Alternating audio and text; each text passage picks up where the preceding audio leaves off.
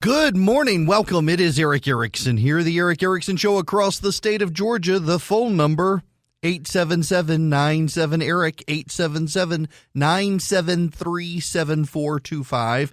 I want you to know out of the gate that I love Instagram. Instagram is the one social media platform I actually enjoy. You can follow me on Instagram at EW Erickson. And I want you to know I follow a number of you.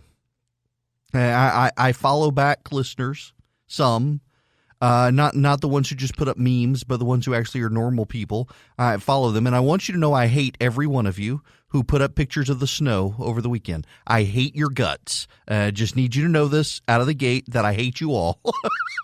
I got on Instagram. It was raining in Macon, and it was snowing. All my friends up in North Georgia had these beautiful pictures of snow. My buddy Ryan texted me pictures of playing with his kids in the snow. I hate him. I hate you all who had snow this weekend. It was amazing. I mean, our weather needs Thorazine. It was in the 70s, and then it starts snowing, and then it's in the 50s, and then the 60s. It can't make up its mind. We've got a schizophrenic weather cycle here. Now, nonetheless, I will endeavor to move on with the news. There's a lot of news. To begin with, I want to begin with a meta commentary, if you will, a commentary on the commentary of what's happening right now. Because as you are undoubtedly aware, Orange Man bad. This has become the standard in the media where anything the president does is bad. For example, and this is somewhat funny, about 3 weeks ago, there was a running commentary on the social media platform Twitter about brutalist architecture. Now, if you don't know what brutalist architecture is, it is not, the word brutal architecture is not meant to describe that the architecture is brutal or harsh, but in fact, that's what it is. If you know what the FBI building looks like in Washington, D.C., that's brutalist architecture. Or a very Eastern European Soviet style architecture. It is sterile, it is cold, it is blocky. It's not an attractive architecture style, and it is widely regarded as an architectural mistake.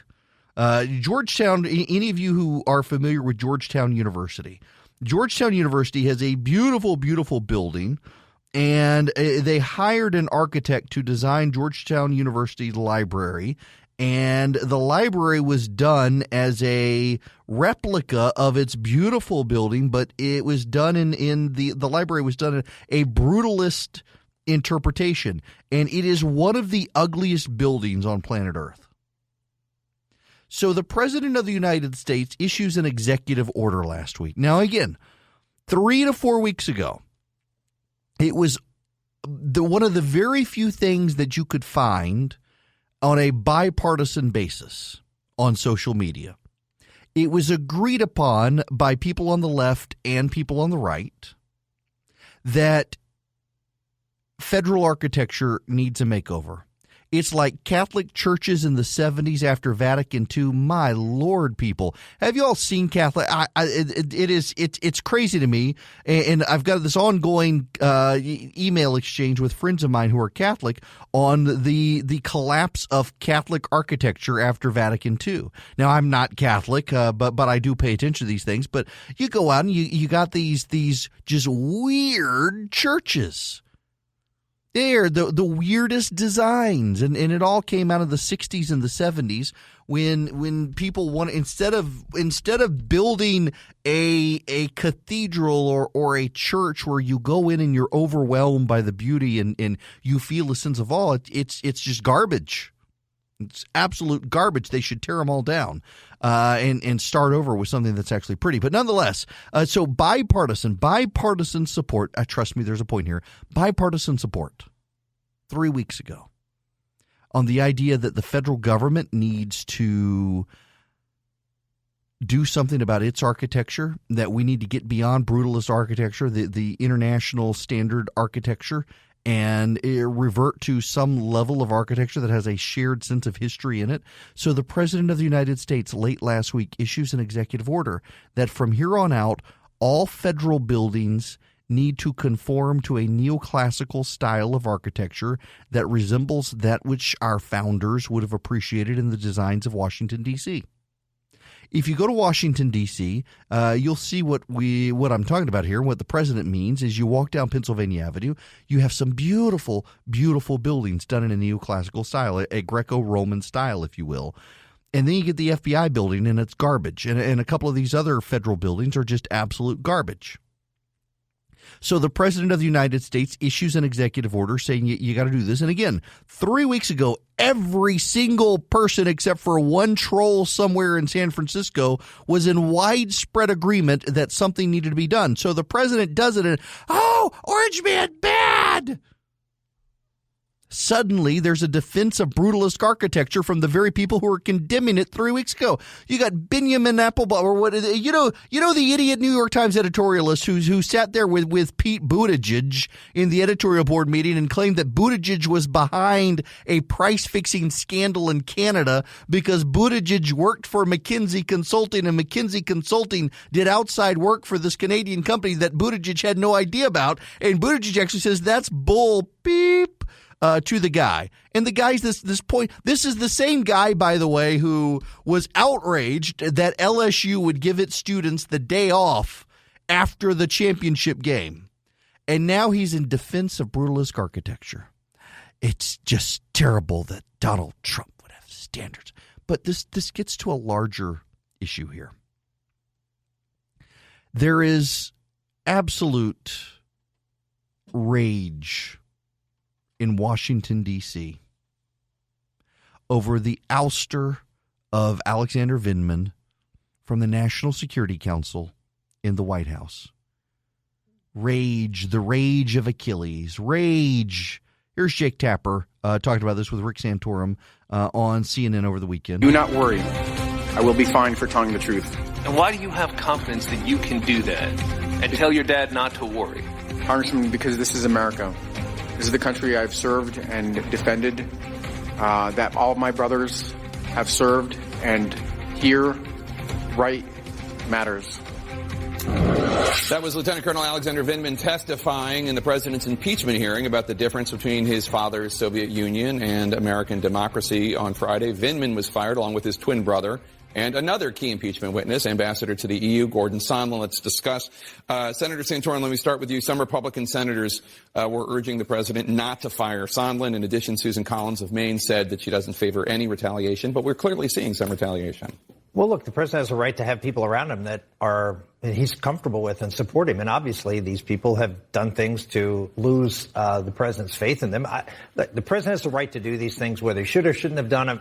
That's a question. I certainly, as a president, wouldn't want people around me who don't support what I'm trying to accomplish. And it seems like, it's particularly in the case of Vindman, that's the case.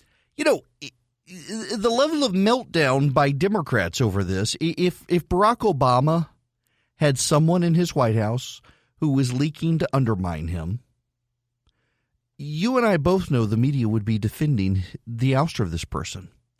And before you say, well, Barack Obama would have never done anything like this, let's remember that the Internal Revenue Service under Barack Obama investigated and targeted conservative Tea Party groups in the 2010, 11, and 12 and stalled getting them their 501c3 status or their 501c4 status because Lois Lerner and others within the IRS believed that they would undermine the president or they would attack the president. They would go after the president.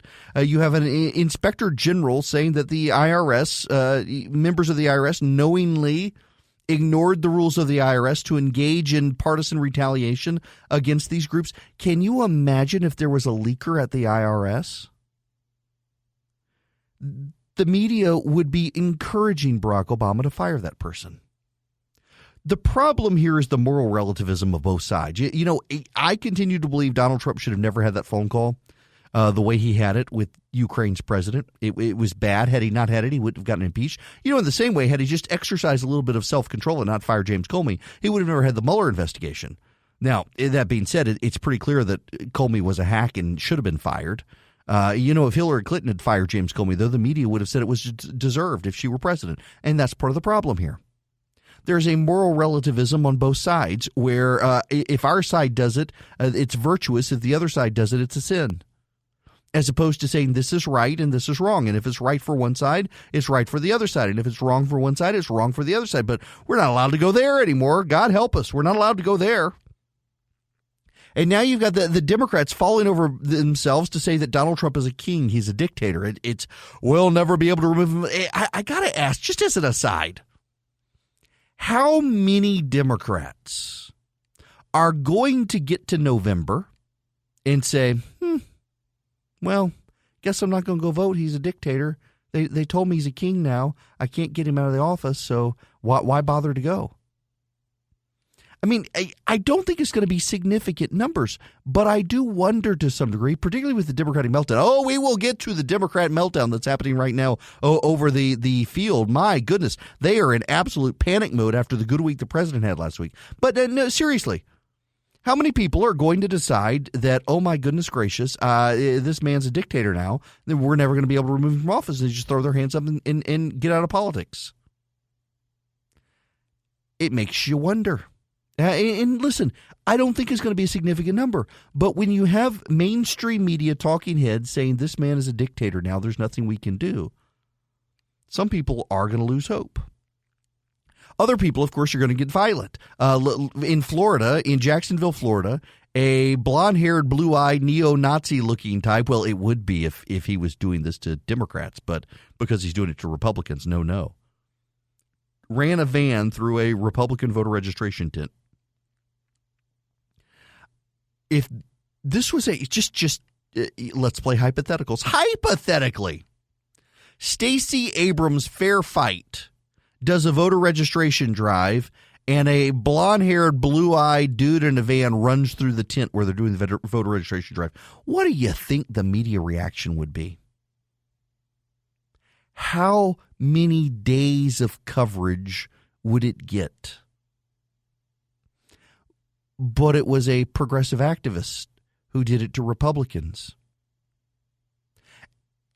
So we're not getting a ton of media coverage, are we? No, we're not. And we're not because there is a partisan indifference to these sorts of stories. And that partisan indifference comes from the fact that they are hypocritical and they give sympathy to the left and they ignore facts that might embolden people on the right. There is a moral relativism on both sides. I mean, let's be honest. Let's flip this over on the other side. If Barack Obama had made a phone call to Ukraine's president and said, investigate Ivanka Trump and Donald Trump, you who are listening right now, nodding along with me, would be beside yourself with rage and want the president impeached. That's just the reality of it. Each side believes its own side virtuous and the other side vain and at fault. But that's not the situation we're dealing with right now. We can do all the what about scenarios we need to, but that's not the situation we're dealing with right now. We're dealing with the situation of this president. And I have said repeatedly he shouldn't have done that phone call. I don't think it was impeachable, but I do think it was wrong. And I wouldn't think it was impeachable if Barack Obama did it, but I would continue to think it was wrong. But just by virtue of saying it's wrong, there will be rally the flag contenders for this president who will be outraged with me for saying that it was wrong, he shouldn't have done it. And there will be Democratic partisans outraged that I don't think it's impeachable. But if the shoe were on the other foot and I said it was wrong, a lot of the Republicans upset with me for saying it was wrong for the president to do it would be cheering me on for saying it was wrong for Obama to do it, but excoriating me for saying it's not impeachable. We're in an age of moral relativism, and there's a lot of nonsense out there. And the media, of course, is so biased and has no sense of history that ignores these things. I am old enough to remember Barack Obama telling supporters to take guns to knife fights, and the media was comfortable with his rhetoric. I am old enough to remember Joe Biden telling black voters that Mitt Romney would put them back in chains, and the media turned a blind eye. I am old enough to remember Barack Obama telling Hispanic voters that Republicans were their enemies, And the media said nothing. I am old enough to remember Barack Obama lying and telling people if they liked their doctor, they could keep their doctor. And the media defended him and assailed Sarah Palin for saying it was a lie. And even PolitiFact came out and said he was telling the truth and then had to say it was the lie of the year. Oops, my bad. Got it wrong. We made the mistake of believing him. The media gave him a pass. I am old enough to remember the Obama administration giving guns to Mexicans in Fast and Furious and getting an American Border Patrol agent killed. And I'm old enough to remember the Obama administration's IRS investigating and harassing Tea Party groups. The media turned a blind eye to all of this. They gave a pass to all of it. And now suddenly they think that Donald Trump is uniquely bad, uniquely terrible. His voters are uniquely violent and his rhetoric is uniquely violent. Because they were asleep for 8 years is the only thing I can imagine. So much of the anger and rage about Donald Trump firing Alexander Vindman, you and I both know darn well that if Barack Obama had done that, the media would be giving him a pass. And that's why I can't be outraged by it. I don't blame the president for wanting to reassign people. He didn't fire him. They reassigned him out of the White House. And I don't blame him for doing so. It is clear that this administration uniquely, if there's one unique thing about it, has a bunch of holdovers from the Obama administration and careerists who are partisans who lean to the left, who hate this president and want to undermine him, and he has every right to clean the White House of these people and move them to other places. And the fact that the media is upset about it is really the media is upset because their sources, the leakers, are being reassigned. It is 26 after the hour. It is Eric Erickson here, the Eric Erickson Show across the state of Georgia. I hope you guys had a great weekend.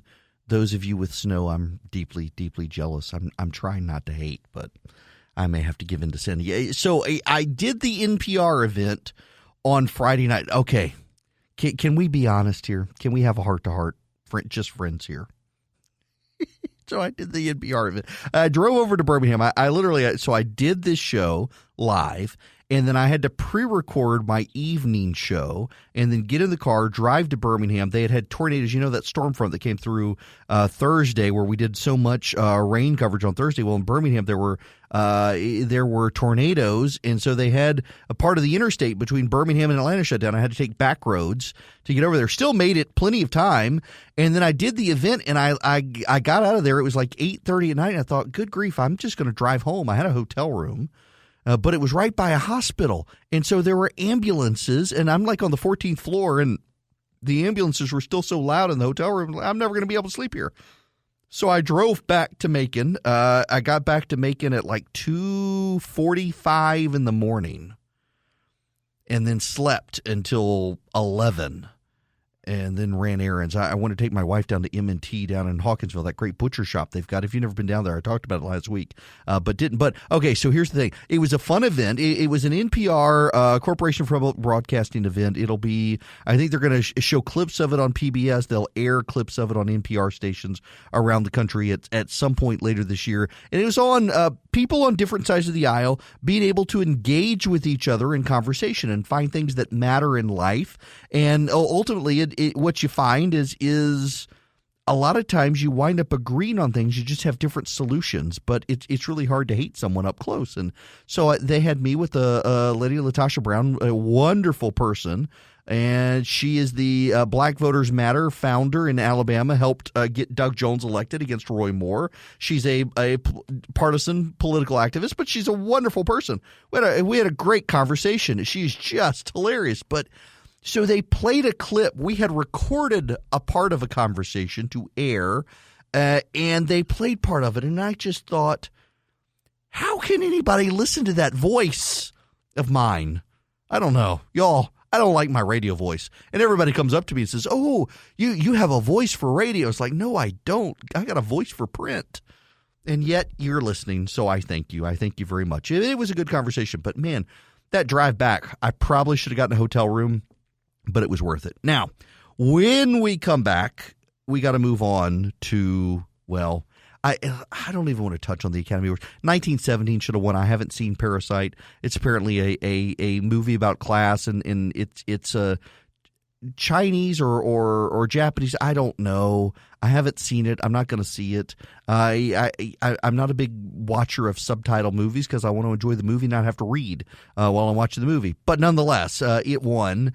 Brad Pitt, of course, made his political speech, and then Joaquin Phoenix is all upset about us getting milk from cows. These people are insane, and that insanity is playing out with the great Democratic freakout over Bernie Sanders. We'll get to that when we come back. Well, the great Democrat freakout is upon us as Bernie Sanders is leading the polls in New Hampshire, and his voters are locked in for him. And now, of course, you've got the Democrats out there hand-wringing over just how terrible they all are and how awful the Democratic Party is and how sexist it is. The three frontrunners in most polls are all white men. Yeah. Is sexism playing a role still? I think sexism absolutely plays a role. I mean, I do think there is a gender piece here that we still suck at talking about. It's something to see all three the top of the polls being led by three white men, though. What I believe to be the elephant in the room about my campaign. What is that?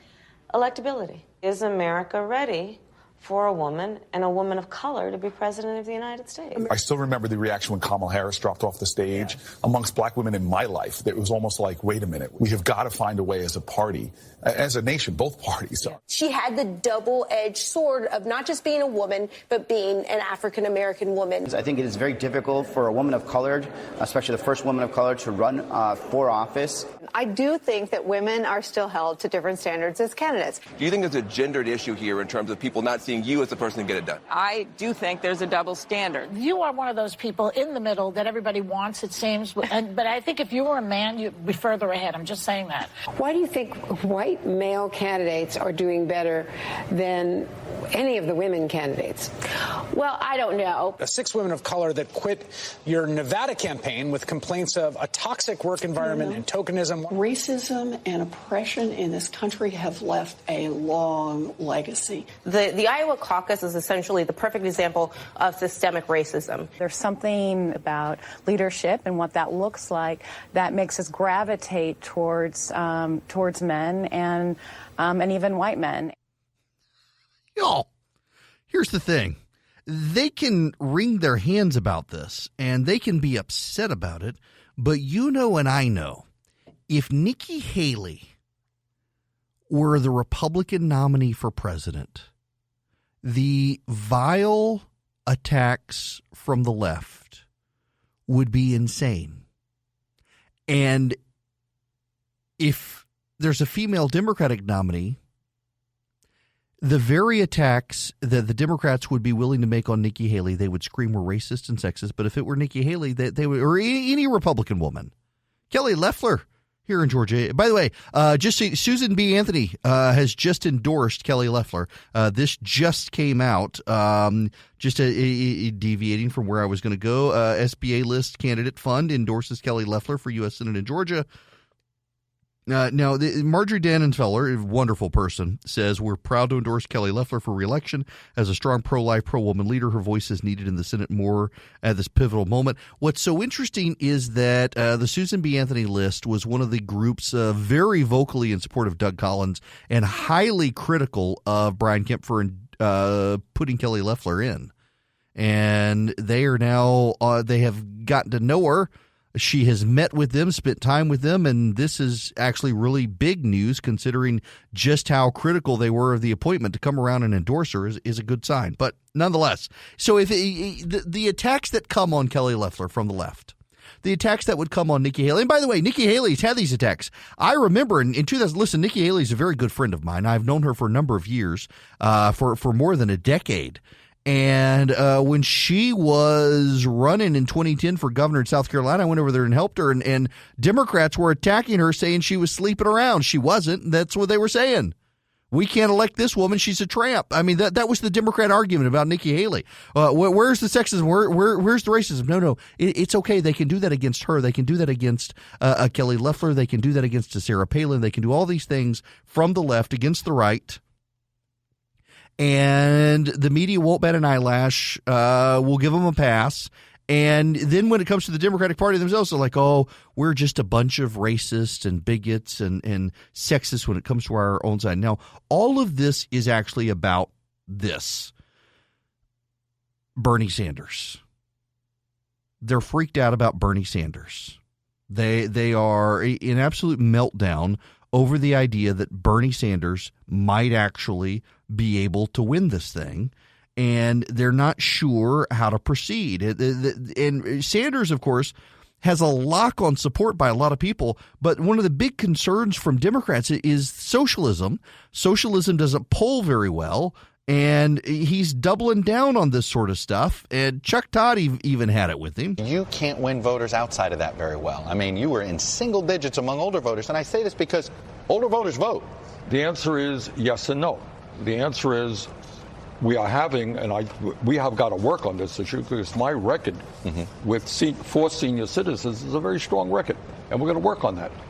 I'm the strongest defender you could see in defending Social Security and so forth. But in terms of Democrats, in terms of running against Trump, we do just fine with senior citizens. Will vote for me against Trump if they're Democrats. Yeah, except Chuck Todd pressed him on this issue. Listen to this. Speculation. Somebody that likes their 401k right now but doesn't like the character of Donald Trump, how do you convince them to vote for you? I convince them to vote for us because we are going to create an economy that works for the middle class. But they think their economy works well for them. Well, for some of them, it may. It's been working well. That's Chuck, my point. Look, here is the reality. Half of the American people today are living paycheck to paycheck. Today, you got 500,000 people sleeping out on the streets when you got 3 people owning more wealth than the bottom half of America. We're the only country in the world, major country in the world, not to guarantee health care to all people. Got 45 million people struggling with student debt.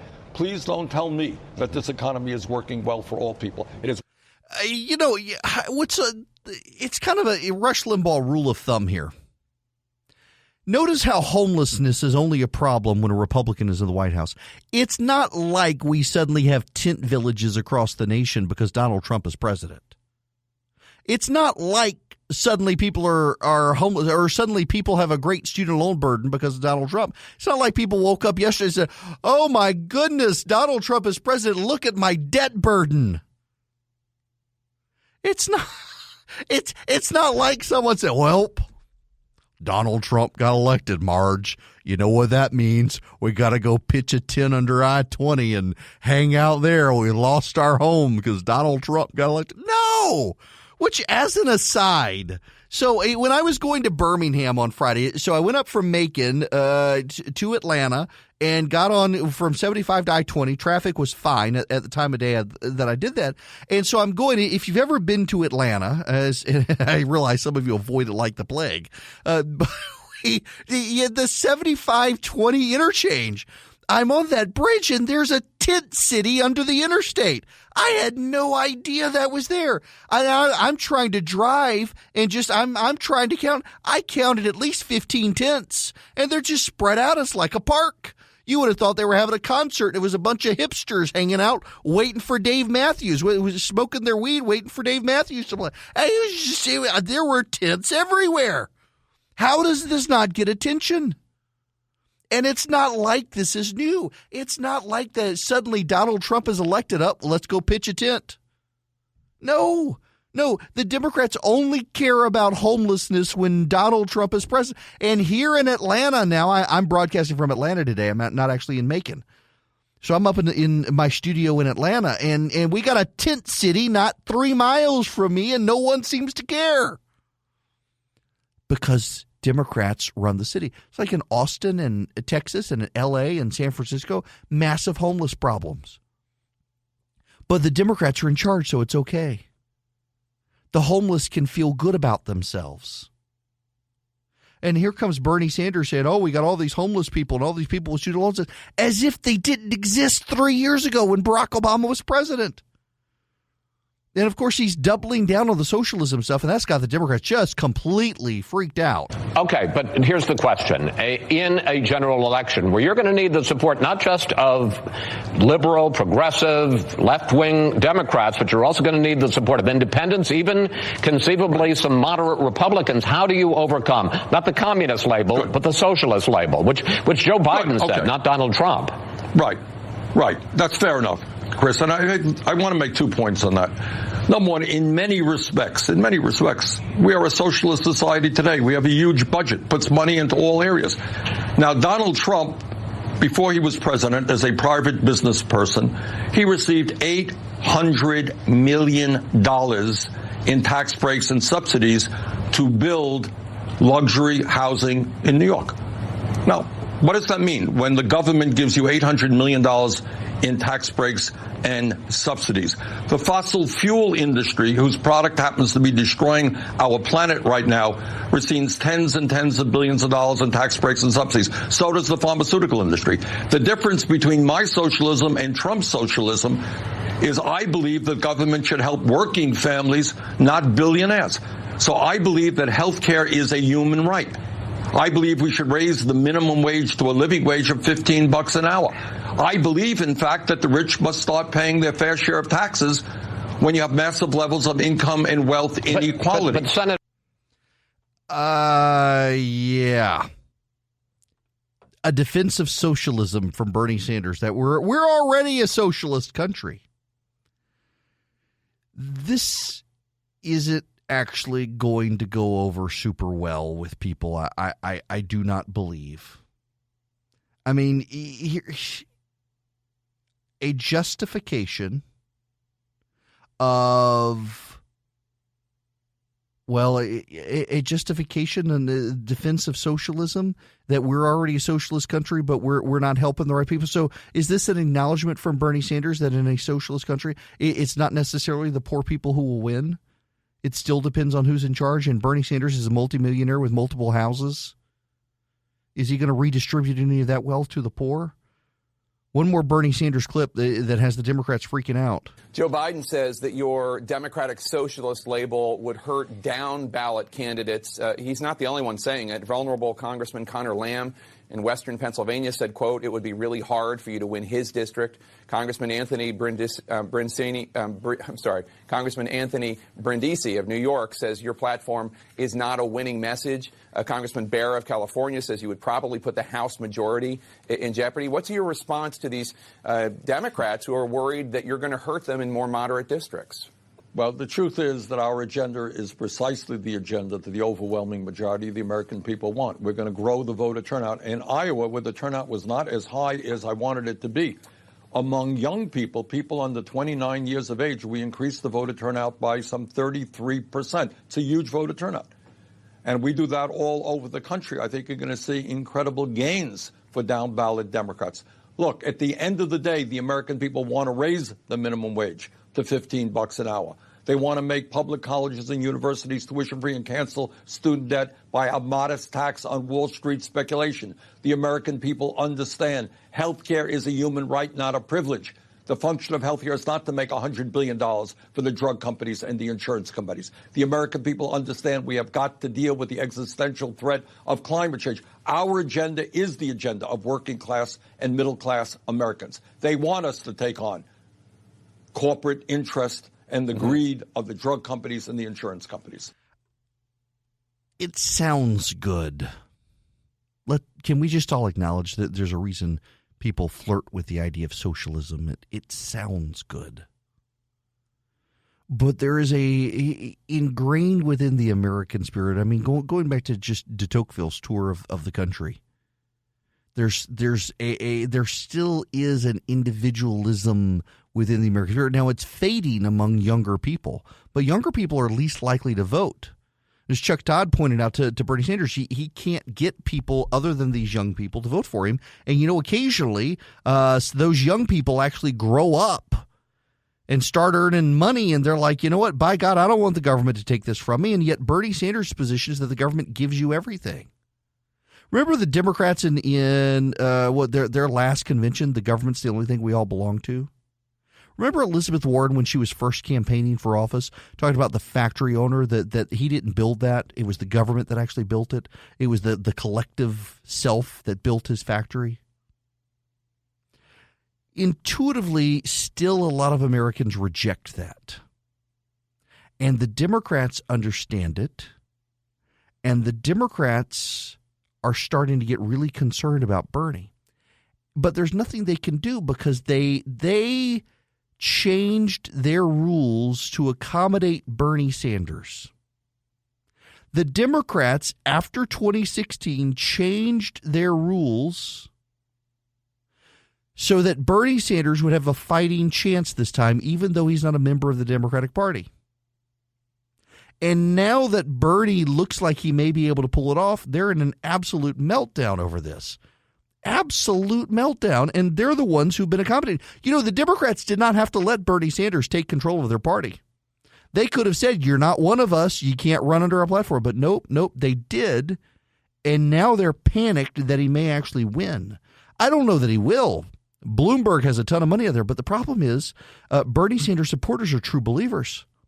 And there are a lot of Democrats out there who don't like Bernie Sanders, but they're loath of the idea that Mike Bloomberg could come in and buy the nomination from him. They may let him to stop Trump, but they're in a real conundrum, and it's actually really funny to watch. Now, the phone number here, I will take your phone calls. I've been bad about giving out the number today. The phone number is 877-97-ERIC, E-R-I-C-K, 877-973-7425. Happy to take your number. Happy to take your phone calls. We got a lot more to talk about here, including the nastiness that is coming in the Loeffler-Collins fight. It is Eric Erickson, and you can call the show if you like, 877-97-ERIC, 877-973-7425. This, y'all, I wasn't going to talk about it, but I'm going to talk about it. In 2016, Jang Ji-sung's 7-year-old daughter, Nayeon, died of an incurable disease. 3 years later, the South Korean mother was reunited with Nayeon in a virtual world created for a televised documentary. On Thursday, the Munhwa Broadcasting Corporation shared a clip from the special documentary titled I Met You on its YouTube page with the footage cutting between the real world and the virtual one. In the former setting, Jang stands in front of a massive green screen while wearing both a VR headset and what appears to be some sort of haptic gloves. In the latter, she and her daughter talk, hold hands, and even have a birthday party complete with a lit cake. The virtual reality reunion is extremely emotional. Yang appears to begin crying the moment she sees her virtual daughter, while the rest of the family watch the reunion unfold with somber expressions and the occasional tear. Maybe it's a real paradise, Yang said of the reunion. I met Neon, who called me with a smile for a very short time, but it's a very happy time. I think I've had a dream I've always wanted. This is one of those like Black Mirror or Twilight Zone episodes where it goes bad. This gives I got chills talking about this. I never get chills. This gives me the heebie-jeebies. You've got a 6-year-old dead child, and you recreate the child in virtual reality so mom can hang out. Do you know where mom's going to start hanging out all the time? This is not a good thing. This is not a good thing. Let the dead die. Oh my goodness gracious. And this is the world we've gotten. You know, technology can be a very good thing. It can. But technology oftentimes it's used and it's so poorly thought out. Many of you right now, I can feel the disturbance of the force. Many of you are out there right now thinking of that line from Jurassic Park with you were so busy asking if we could do it, you didn't ask whether you should do it. Malcolm, what's his name's line there? Yeah. This is not a good thing to create a virtual reality world that you can enter and hang out with your dead child. That's psychologically, that's got to do something to the mom. And the dad who was watching it on a screen, the dad chose not to go into the virtual reality world.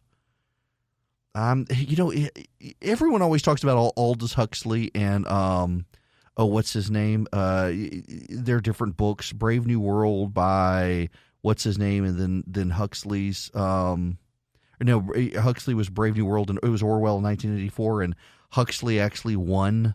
Even though we're obsessed with Orwell in 1984, we all sit around at screens and we're numbed and given entertainment to distract us from the world around us. And we have reached that brave new world, and it is not a place that any of us should want to go when we are letting mothers hang out with their dead children in virtual reality and reunions of some kind. That is a dangerous thing to do. Now, when we come back, we got to move into some Georgia news with the fight between Loeffler and Collins. Just a quick time out from the show to thank one of my favorite sponsors, one of the products I use on a daily basis multiple times. That would be my Quip electric toothbrush. And I really am a customer, and I really was before they started advertising for me. That's the way I like to do these ads. I like to endorse a product I'm already using, and Quip is one that I use, my wife uses, and both of my kids use, and we've used it before I started advertising. They make great electric toothbrushes. They're not the super fancy expensive ones, and you get a better clean. Why do you get a better clean? Well, because the Quip, you brush your teeth for 2 minutes and it pulses every 30 seconds, so you know how to reposition it in your mouth. And for those 2 minutes, dentists want you to brush your teeth for 2 minutes. You get a great clean with great sonic vibrations that really get your teeth clean. And I've got Invisalign braces, so I've got those attachments. A lot of stuff gets stuck in them and behind the little attachments. And with the Quip, I can always clean my teeth the way they need to be clean. It is a great toothbrush, and it's not going to break the bank. It's just well made. You can tell it's made by dentists and designers together. If you go to getquip.com/Erickson right now, you can get a Quip, and you can start with a brush head refill subscription where every 3 months they send you a new brush head. They even include a battery. And you get your first refill for free. That's your first refill free at getquip.com/Erickson. It's GETQUIP.com/Erickson, ERICKSON. Quip, the good habits company. I'm old. Welcome. It's Eric Erickson here, the Eric Erickson Show. Oh, my goodness. My buddy Luke Rogers up in Nashville just noted that Mario Kart 64 turns 23 today. I'm old. This is, oh, wow. Mario Kart 60. It's 23 years old that game came out. This is terrible. Although my kid, my 11-year-old plays it. Welcome. It is Eric Erickson here across the state of Georgia. The phone number is, what is our phone number? 877-97-ERIC, 877-973-7425 if you want to be a part of the program. If you're just tuning in, I mentioned in the last hour, Kelly Loeffler has received the Susan B. Anthony list endorsement. The SBA list is a conservative advocacy group that supports pro-life women. This is very notable because Loeffler, the SBA list blasted Governor Kemp for picking Loeffler. They were not fans of it. They pulled out all the stops to try to get it for Doug Collins. Doug Collins did not get it. Kelly Loeffler got it, and now the SBA list is coming out for Loeffler against Collins.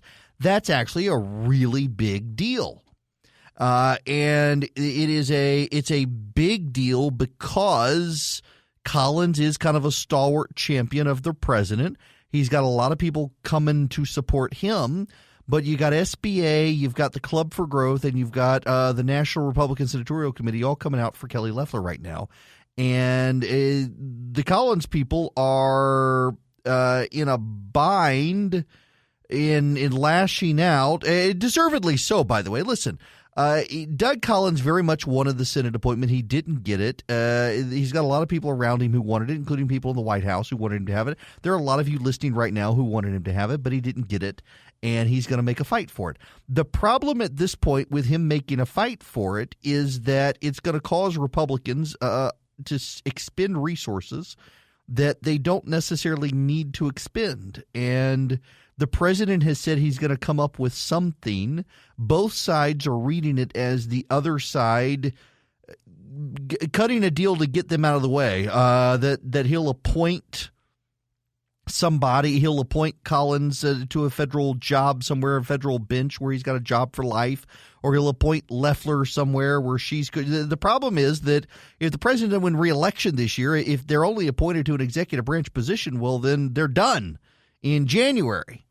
So I don't know how he's going to figure out a way to get this done, but the governor definitely wants to cut a deal somehow.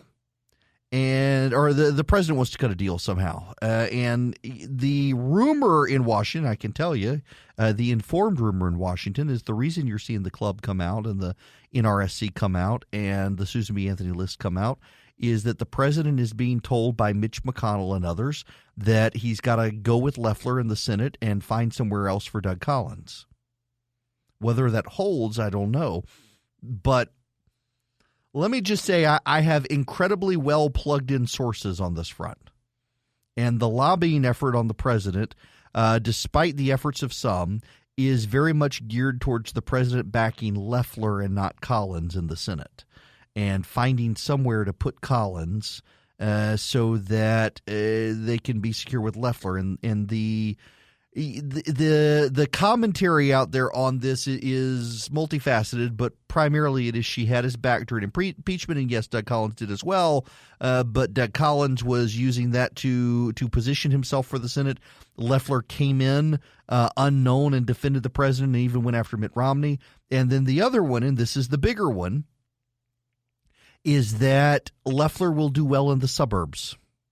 And that as long as Collins is in the race and pressuring her, it will be hard for her to distinguish herself in the suburbs while she's trying to battle for the base. And if the president wants to do well in the suburbs, he benefits by having Loeffler on the ballot. That is the thinking. That is the spin, at least. And you need to understand this. This is the spin.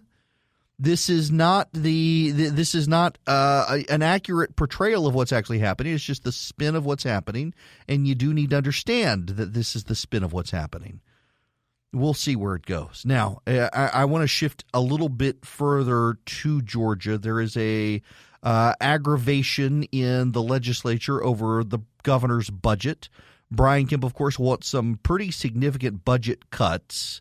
The Speaker of the House pushing back on a number of those budget cuts. But James Salzer is a writer at the Atlanta Journal-Constitution, and he knows the budget better than most members of the legislature.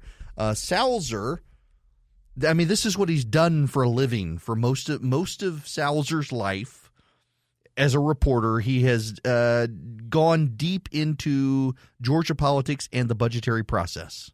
And I want to read you the headline because it's a summation of it. Remember, this is the spin against the governor's budget. They're draconian cuts that are going to hurt poor people and people in rural areas. Here's the headline from the AJC. Despite cries of extreme budget cuts, Georgians won't feel many of them. Huh? Critics decry Governor Brian Kemp's proposed state spending cuts as extreme and draconian measures that would reduce services, with warnings of severe problems, including more suicides and fewer food safety inspections. Have you noticed, by the way, just as an aside, whenever there are budget cuts, the people who don't want the budget cut go for the most extreme scenario. Yes, there are actually people arguing that if the state of Georgia cuts its budget, more people will commit suicide, and your food will be contaminated. That's the actual argument being made by people. Oh, God help us. Some of them may impact state services, these cuts, but his budget plan also includes line after line of mundane cuts most Georgians won't notice, the kind of things agencies commonly do when a governor asks them to spend less. Agencies would save millions by not sending as many people to conferences. One department is saving big money eliminating its landline phones for employees with state-funded cell phones. Some are saving on rent and technology charges. About 1/3 of the savings Kemp is expecting would come from eliminating vacant jobs, including some that agencies might badly need to fill. Others have been unfilled for a long time, and agencies have said they can get by without. even some of the cuts that have been high profile, such as a reduction to county public health departments, may not turn out to be as troubling as lawmakers thought, because there's another pot of money for basic programs such as immunization that isn't being reduced. So the governor ordered state agencies back in August. He asked them to cut 4% budget cuts, 6% next year. He wants them to prepare for an economic slowdown. He wants to reassess money for some of his priorities. Most particularly, the governor wants to do a $2,000 pay raise for teachers, and he gave them part of the pay raise last year. He wants the rest of it this year. 3/4 of the budget, money that goes to schools, colleges, healthcare programs, were exempt from reduction. So money that goes to K through 12 schools isn't going to be affected by the cuts. Money that goes to colleges isn't going to be affected by the cuts. Money that goes to Medicaid isn't going to be affected by the cuts. And money that goes to transportation isn't going to be affected by the cuts. So what are they going to do? Privately, legislators are accusing some agency directors of soft pedaling the impact of the proposed cuts. Lawmakers have expressed concerns about spending reductions in areas of mental health and substance abuse and rural economic development and agriculture research and food inspections. They wonder whether there will be room and programs to help Georgians in crisis, whether the criminal justice overhaul they supported and funded will be shorted, and whether criminal defendants will have a public defender to handle their case. Naturally, of course, Ralston is the one leading the charge against the budget. So how does this stack up? What would the governor actually save? Give you a sense of this. His cuts would save $200 million this year and $300 million next year. During the recession, revenue dropped 20% in 2008 and 2010, or more than $3 billion, and cutbacks led to 200,000 teachers and state employees being furloughed, rounds of layoffs, elimination of programs, and there are all sorts of people saying this is draconian, and this is bad, and they're not really. Most people aren't going to – I'm sorry, but if you're calling a state employee and you're calling a cell phone instead of a landline phone, you're not really affected by that. If you're going to a government agency and an unfilled spot, they're minus an employee because the spot hasn't been filled, and they're not going to fill the spot, you're not really affected by that. There's no one there to begin with. And the fear scenario here that somehow your food is not going to be inspected because there's currently not a food inspector, and now the state's not going to hire a food inspector. So is your food not being inspected now? Because there are certainly food inspectors inspecting your food. It's just they're not hiring additional ones. It's all a bunch of fear and gobbledygook from a bunch of people who have a vested interest in this. And here's let's do the realistic numbers here, the realistic analysis. How did Brian Kemp win his election? Anybody? Brian Kemp won his election by generating a mass turnout of rural Georgia to offset Stacey Abrams in the suburbs and metro Atlanta, in the metropolitan areas of the state, Savannah, Augusta, Albany, Macon, Valdosta, and the like. He mobilized rural Georgia. And rural Georgia turned out for Brian Kemp. Do you really believe that Brian Kemp is now going to punish rural Georgia? Do any of you actually believe that? Because apparently there are people in the Gold Dome, under the Gold Dome, who actually believe that somehow Brian Kemp is now going to punish rural Georgia, the people who brought him to the dance, so to speak. He's not going to do that. These are scare scenarios for pet projects. In particular is Governor Nathan Deal's prison reforms and criminal justice reforms. See, they're upset with Brian Kemp for making a big deal about gangs. The reality is Georgia does have a gang problem, and you got a bunch of people who think that Georgia doesn't have a gang problem because prior administration said there was no gang problem, even though there is objective evidence there is. And so when they hear Brian Kemp going after gangs, they're afraid, he's gonna scuttle all of our criminal justice reforms that we campaigned on. They're signature initiatives. He's not going to. And yet there's a lot of fear there. Now, for their part, the legislature's gone home. They've taken a big recess. They need to reset. They're not happy with the governor's priorities. and they want to reset. They want to have some say. But here ultimately is the problem. And it comes from a quote from the Speaker of the House, or a paraphrase of the Speaker of the House, saying that the governor is trying to get power back in the governor's office that decades ago was removed.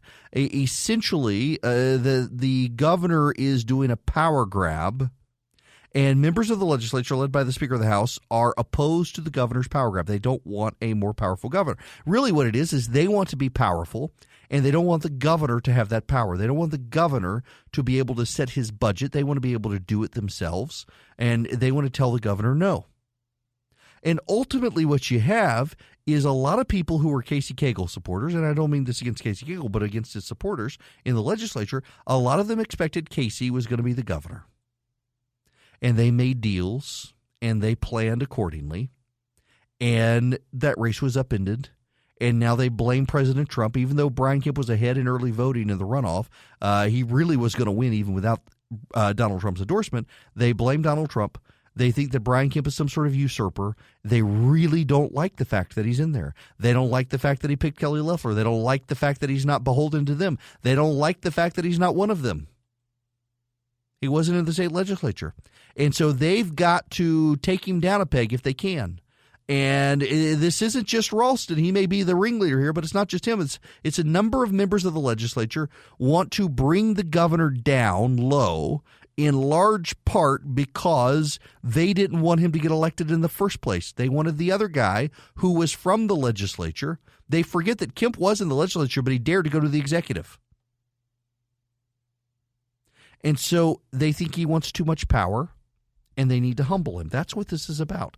It is an exercise not in actual principle, and it is not an exercise in actually saving money or cutting the budget. It is an exercise in humbling your political opponent and making them know that they're not as powerful as they think. And in the process, the fiscal health of the state, conservative policies, and the like are all being held hostage by a legislature that feels way more compelled to need to do something to rein in Brian Kemp for daring to actually be a conservative governor than to actually get anything done. Oh, why not? I just got to. Well, welcome back. It's Eric Erickson here. The phone number, if you want to be a part of the program, 877-97-ERIC, 877-973-7425. A man in a parking lot outside Ollie's Bargain Outlet in Macon, Georgia, was irate and screaming the other day, and he had, as a Bibb County Sheriff's Report added, a big knot on his forehead.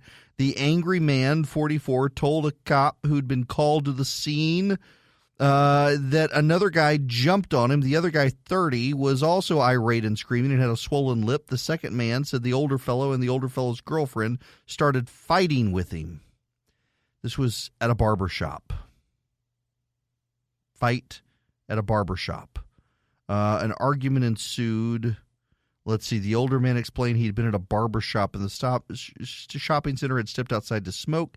He said it was then the 30-year-old came out and asked for money. An argument ensued. The younger man hit the older man with a trash can, and then a fight broke out. All of them refused medical help, and they were cited for fighting. Fun times in Middle Georgia, is it not? I got this. I get an email from different news outlets on what are the big news stories, and well, there was your big news story, according to the Macon Telegraph from Middle Georgia. Fight broke out at a barbershop. Yeah. God bless him. You know, so on the budget issue, the president is unveiling his budget. It's a $4-point-some-odd trillion budget. And you know what the scare headlines are immediately? That social services are going to be cut. I mean, you see Democrats online right now saying that this is going to get him. Everything. First of all of you, I've got no audience because all of you died from tax cuts and net neutrality and the repeal of Obamacare that didn't actually repeal Obamacare. You're all dead. I mean, the left told me that you're all dead. You got killed because they got rid of the individual mandate. And then those of you who were still left, you died because of the tax cuts. And then any of you who remained when they got rid of net neutrality, which half of you don't even know, you're all dead. I got no audience. I'm just talking into the wind. You know, I was listening. So my buddy Philip works for me. He told me I needed to read some book called The War of Art or some such. And I decided, I was driving back from Birmingham. I thought, you know what? Everybody I know starts doing this book on tape thing or audible or whatever. So I decided I'll listen to a book. It's not on tape. It's on my phone. And so I listened to the audiobook. And one of the things the guy noted is if you're in a job where you're the last person on the planet and there's no one else around and you would still show up for work the next day, then it's not just you're a professional now. You're not an amateur, and you got a passion for it. And all of you are dead, and I still show up for work every day because I love the job, but you're all dead. And apparently there may be a handful of people left, and they're all going to die because of President Trump's budget. What is remarkable here, and the reason I bring this up is because I've seen the online commentary about this, Democrats, this is going to be how you defeat the president. Make it about his budget cuts. Do you know the last time that a president's budget actually got passed? I believe it was Bill Clinton's balanced budget in 1998. No budget has ever passed since. I'm not making that up. They do continuing resolutions. They do budget blueprints, and they make adjustments, but they don't actually do budgets anymore. They just continue the spending, and they incrementally raise stuff. And yet the Democrats are lighting themselves on fire today over the president's supposed budget cuts that, oh, my goodness gracious, the president's going to cut welfare spending in this country. And by the way, there's only so much he can cut because Social Security, Medicare, Medicaid, they're all kind of fixed budget priorities. They're on autopilot. And the president says he wants to reform them, except he doesn't really want to reform them per se. I suspect someone's going to try to convince him to do private market funding for Social Security, where people can invest now in the stock market, and that'll be their Social Security. Whether or not he actually does, I don't know. But the fact is, it's not in his budget. His budget is he wants to send someone to Mars, or at least to the moon. He wants to pay for more nukes, and the media's having a meltdown. In another week, this will be gone and forgotten as well, because budgets never get passed. It's always a big, spectacular rollout. But what's laughable are the Democrats. Others say, oh, we can beat him now. We can beat him with his budget. They haven't figured out yet how to beat this president, and some of them are hoping Mike Bloomberg will figure it out for them. More on that when we come back. Can we deviate from, well, everything I wanted to do? We'll get back into raw politics and news headlines and the like, but you know, I don't like to just do news and politics. So there's other stuff out there in the world that we should know about culturally and faith and culture and all that stuff. I want to go back to, well, this. You know it. You saw it. It's still being talked about. It's amazing. This and the Iowa caucus are about the only two things that still percolate in the media. It's this Google ad that was played during the Super Bowl. How to not forget. Older man with Alzheimer's, early Alzheimer's, hey Google, trying to remember his deceased wife. Of me and Loretta.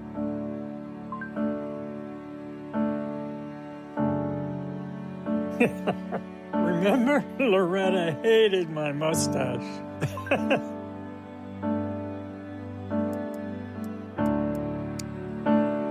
Remember, Loretta loved going to Alaska and scallops. Show me photos from our anniversary. Remember, she always snorted when she laughed. Play our favorite movie. Casablanca. And then it goes through all the things he told him. Loretta used to hum to show tunes. Her favorite flowers were tulips. She had the most beautiful handwriting. She used to say tickled pink. She always said, don't miss me too much and get out of the dang house. Remember, I'm the luckiest man in the world. Come on, boy. I mean, it's a beautiful, gut-wrenching commercial. This old man trying to remember his wife. There's been some speculation that maybe he's Alzheimer's or not. I said that. The ad doesn't say. And it is a beautiful ad, and how technology can help you. You know, I'm an Apple guy. I'm not a Google person. Google's got purposes, but I'm a Mac guy. I'm an Apple guy, and Apple has done an amazing job with facial recognition technology. And every once in a while, Apple will send me a little push message on my phone and say, "There's a new memory for you," and it's my kids are doing something. And my iPhone automatically puts together a montage of the kids. For example, we were at the Atlanta Botanical Gardens, I guess, when my 10-year-old was now like 5. And it put together the sweet little montage of the kids. And, I mean, it was a tearjerker. My wife and I both nearly cried watching it. And you see this Google ad, and it's so sweet, and it's remarkable what technology can do. Although I think that most people in that age demographic would have a hard time with it. I mean, good Lord, I got to be tech service for my mom sometimes, and there's malware on her computer somehow, and tried to fix that. It makes you lose your religion. I love you, Mom, but tech support, and with my in-laws as well, I'm tech support when there's a problem with the iPhone or some such. So how regular someone in that demographic can use that technology, I don't know. And now I'm going to ruin it all for you. And I'm sorry, but I'm going there. I'm going to ruin it all for you. We've got this very... Maybe I shouldn't be ruining your Monday morning. We have this very poignant Google ad of this old man. His wife is dead, and he's not only trying to remember her, but he wants to see the old pictures. And he tells Google where they went on their honeymoon in Alaska and puts all that stuff in. You and I both know darn well that the next time this man gets on Google, he's going to see an ad for that place in Alaska. You and I both know they're going to monetize the memories of his dead wife. That's what's actually happening here. Google doesn't take this information and just stores it up for you. Google puts it in the algorithm about you. Uh-oh, this man's missing his wife. Hey, let's sell him tickets to the local art house showing of Casablanca. It was his wife's favorite movie. We can make some money off of him. Here are the things that Google says it remembered. Loretta used to hum show tunes. Hey, here's a John Williams compiled album of all your favorite show tunes, old man. You know it's going to happen. Loretta's favorite flowers were tulips. How about a colorblends.com subscription for tulip bulbs every year, old man? Loretta had the most beautiful handwriting. Here's a class on how to improve your handwriting and learn calligraphy from Craftsy. Is it awful of me to think that? You know it's going to happen. Loretta used to say tickled pink. Find out these favorite phrases from Dolly Parton. You'll be tickled pink. Loretta used to say, don't miss me too much and get out of the dang house. Here are 10 ways to get out of the house. By Google.com. You know it's going to happen. I mean, it's such a good ad until you start thinking about it. Google's not doing this stuff for free. Google's going to make money somewhere. And you know where Google's going to make money? In the search algorithms to target you. It's what they do. They're going to be targeting this poor old man now for the rest of his life. And, you know, so here's the thing. So the Google algorithm has gotten so good now and knows so much. It's not just online advertising. It's offline advertising as well. For example, there are people listening to this program right now around the state of Georgia who, when this show launched, got postcards in the mail telling them to tune into their local station, whether it's WRGA or WCHM or WMAC or WGA, wherever you are in the state. You got a postcard in the mail, some of you, telling you, hey, it's the Eric Erickson Show. It's new. It's about Georgia. Tune in to this station. And I did that by going into a program I have that cross-references Google to addresses, to a mail file that I have, to find people like them who are interested in conservative talk radio and tend to like their local talk station. And they all got postcards in the mail. And it didn't cost me a ton of money to do. But it was great little PR for both the station that took a chance on putting the show on and also on the show to get people to listen. So if you're on your Google Home and you're telling it that you like conservative talk radio, you like Eric Erickson, you like Rush Limbaugh, guess what? I'm able to monetize that data. And you're thinking, Google, you're so sweet to put all this stuff in a database somewhere so when I am old and forgetful, I can say, hey, what was that show that I told you I like? And Google will tell you that show while it's selling you ads. And it goes out of the house now. It's not just online. It can help people target your mailbox as well. So you're getting a postcard from me in the mail advertising my show. You're getting mail pieces from different companies. So one of the things that I like, this is pretentious, Eric, here. You'll have to forgive me. I like to have stuff that not everybody else has. And the reason is because when I was growing up, in Dubai, it was all American families, and we would all go home during the summer, we would all buy stuff, and we would all come back, and everybody always had the same stuff, whatever was trendy and fashionable at the time. I hate trends, and I hate fashion, because if you're a trendy person and you follow the fashion trends, guess what? At some point, you're going to be out of the trends. So just buy classically styled stuff, and you'll never go out of style. That's my philosophy. Well, I don't just want every other name brand product up there that everybody has. And the wonderful thing about the internet now is that I can go out and I can find products that I like, and I can be a trendsetter even though I'm not trying to be. Like, for example, if you're a guy, this is not for the ladies. If you're a guy, Lululemon or whatever it used to be, that they make athletic wear for men, but there's a great company called Rhone. Rhone. It makes fantastic athletic wear. I love their shorts. Their workout gear is fantastic. The owner of the company is a fantastic guy. Or if Mizzen and Main dress shirts, I love them. They're great. Peter Millar, their pants, they're a little more common, but it's nice stuff, and you go out and not everybody's wearing this stuff, and I like it because unlike the hipsters who all go out and grow beards and start wearing flannel and look exactly alike, I got my own personal style, and I like this stuff, and it's not trendy stuff. It's not going to go out of style. But here's the thing. So I get online and I Google this stuff, and not only do you see the ads everywhere, but suddenly you start getting stuff in your mailbox.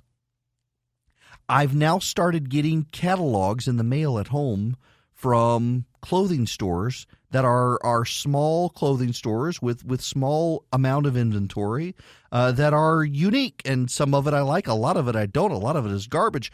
But they know it because I've been doing the Google searches for different stuff.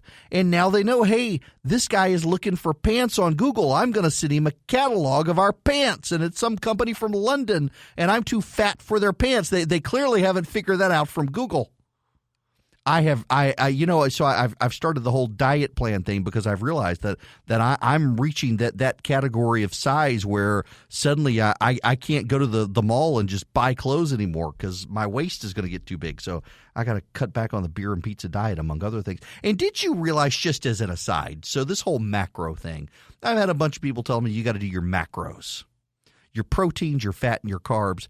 It's telling me I got to eat more than I've ever eaten in my life to lose weight. How is this possible? How is this possible? I mean, I always assumed that you just stopped eating and you lose weight, and you do. You start to look like you're from some drought-stricken African country, but you lose weight. But now I'm on this thing, and it's telling me I got to eat protein. Y'all, I think I could eat a chicken breast every hour on the hour, and it would still tell me I'm not getting enough protein. How is this possible? I don't understand this whole macro thing. And it's I've only been doing it for a couple days, and it's taken the joy out of eating. I mean, I'm going to have a Caesar salad with grilled chicken for lunch today, and it's telling me I got to eat more. How is that possible? But nonetheless, so you could do all of the stuff. All the stuff. It's a miracle of technology. I can do this little app, and it tells me, oh, you had this for lunch today. That means that for supper tonight, you need to adjust and have this much protein and this many carbs and this much fat. And no, you can't have that beer. It's water only. It's the prison diet for you today. And you go on Google and you start looking, and then they start selling you the ads. But it's not just you and me. It's old dude remembering his dead wife in the sweetheart ad that made everybody cry at the Super Bowl. They're targeting that guy too, and he doesn't even know it. He's going to wipe out his life savings, taking the memory cruise to Alaska in honor of Loretta, his dead wife, because he started seeing the ads everywhere, and he's decided it must be God telling me to take a cruise. No, it's Google selling your market research. It's not God. He's got nothing to do with it. You're getting scammed by the tech company that's monetized you. I'm sorry. I don't mean to take the joy out of it, but it's the truth. You know, my mother-in-law was on a flight back from Arizona a while back, and she used her American Express card on the plane because, you know, Delta doesn't take cash on the planes anymore. Had to use her card. She got this basket, and it had, like, cheeses and stuff. She was hungry. They weren't serving a meal on the plane from Arizona. She started seeing ads all over the internet for the cheese. How did they do that? Well, they monetized her credit card swipe on what she purchased on Delta, I would imagine. And she started seeing those ads on Facebook and Google. And then you got the people who are convinced that Facebook is listening to you with their microphones. My sister is convinced. In fact, we were having a conversation by text message, and my sister started seeing ads on Facebook for the stuff we were texting about. And I'm a little suspicious. And I know the folks at Facebook. I know them very well, and they deny it. But I'm telling you, it's some shady stuff out there that's going on now as they monetize us, and they figure us out, and they do data deep dives because they want to sell us stuff. And it's not all bad. I discovered this Roan company, and I love their products because of it. I've discovered a lot of other great products and services and companies online. Snake River Farms meat. I would have never discovered Snake River or E3 meat in Kansas. I would have never discovered them but for the internet targeting me, knowing I like to cook, I like to grill, I got a big green egg. But my goodness gracious, they're also doing this to the poor old man who just wants Google to remember his dead wife.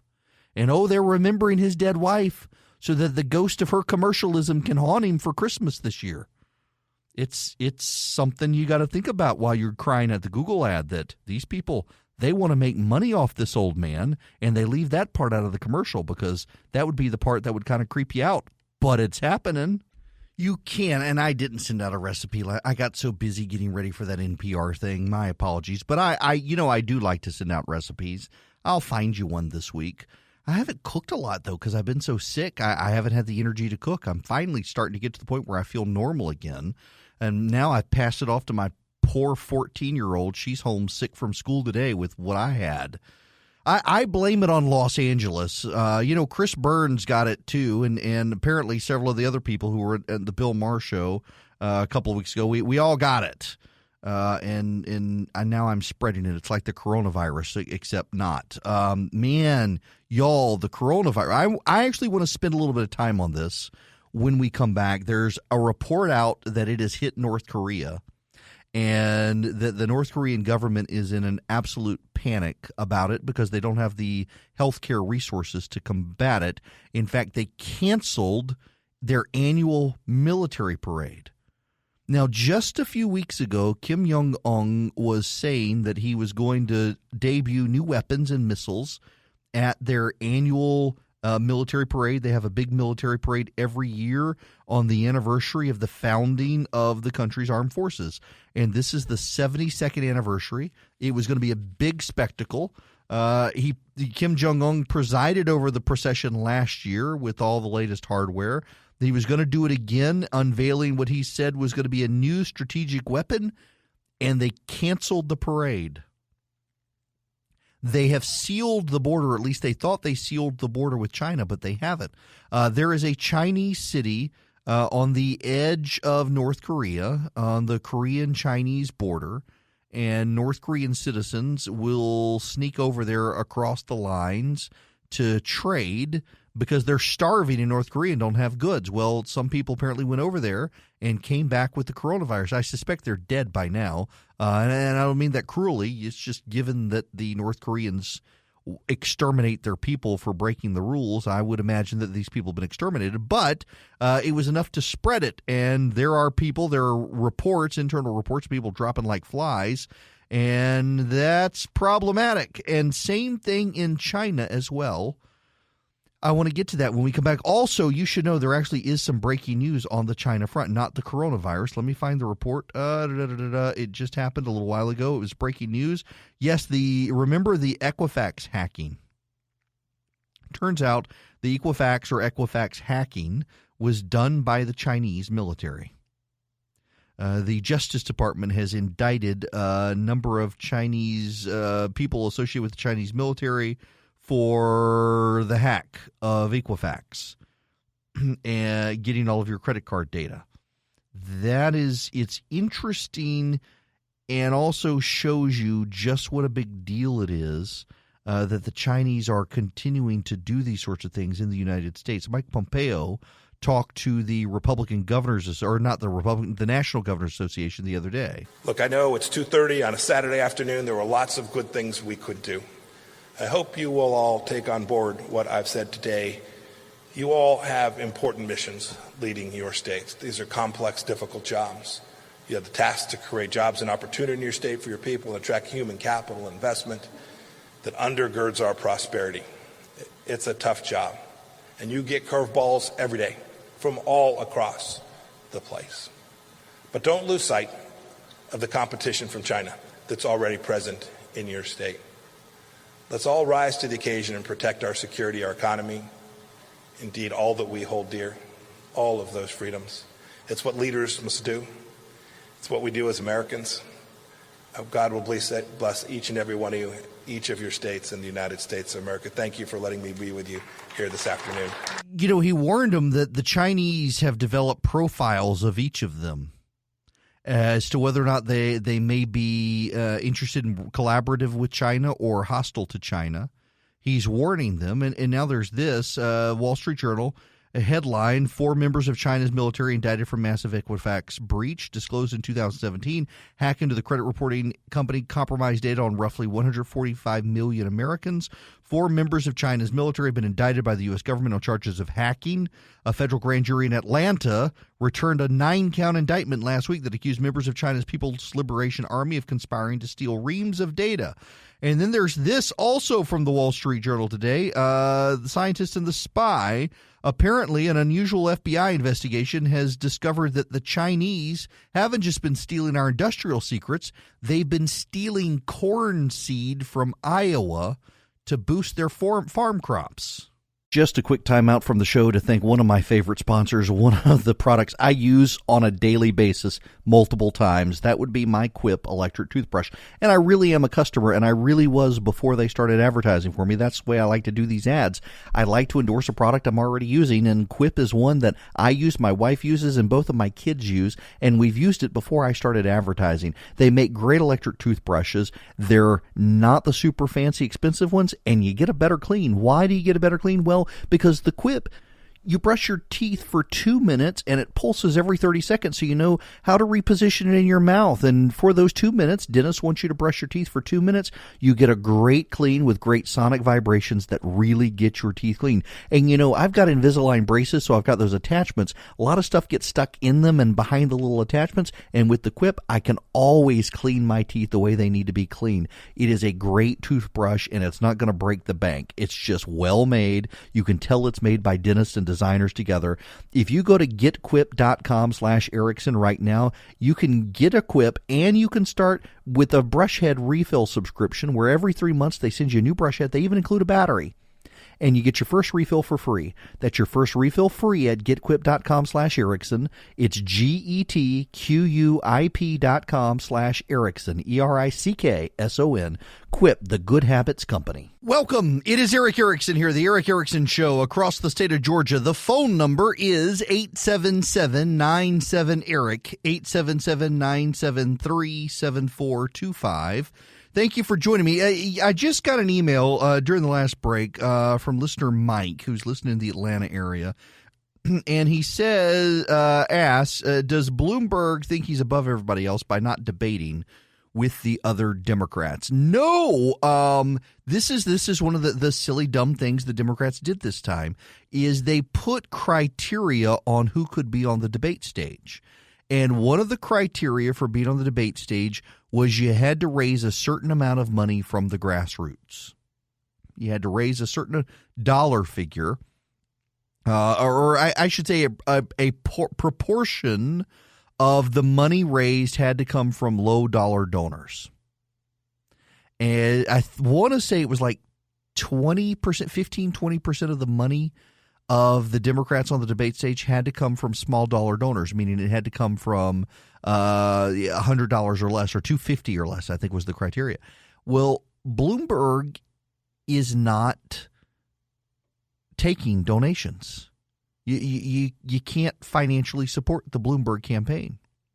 So it's not that Bloomberg doesn't want to debate, it's that the Democrats prohibited him from debating. They wouldn't let him on stage when he entered because he wasn't taking money. So the Democrats have now gone back and have reconfigured their debate rules to get rid of that requirement so that Bloomberg can now debate. And now there are Democrats upset about it because they waited until all the women, save for Elizabeth Warren and Amy Klobuchar, and all the black people are off the debate. No more Kamala Harris and no more Cory Booker. Now that they're gone, the Democrats are saying, oh, now we'll change the rules for the old white guy. They got some problems. Here's Jen Psaki, who worked for the Obama administration. I think one of his press secretaries at the State Department or some such. 49% was about where Barack Obama was when he was going for re-election at the beginning of 2012, George Bush in 2004. And in this kind of a polarized environment, that may be enough. That's right. It may be. And Democrats should have their eyes open about that. I mean, looking back at this week, the Iowa Democratic Party got a lot of attention for good reason, for the disaster that was. But President Trump is at 49%, as you said. Watching the State of the Union, I also was struck by the fact that he was trying to tell a story about his appeal to African Americans across the country. I may sit here and think that's laughable, but people watching may have bought that. Some people watching may have bought that. He's a good producer of visuals. And he also is now empowered after his acquittal. So, it's a little scary. Democrats should be a little frightened after this one. Yeah, Democrats should be a little frightened after all this. It's not they got some concerns, and they know they got concerns, and it's not helping now that they are fighting. I gotta find the story for you. Where's the story? Yes, yeah. Okay, this is from Politico, and this is the headline from Politico this morning.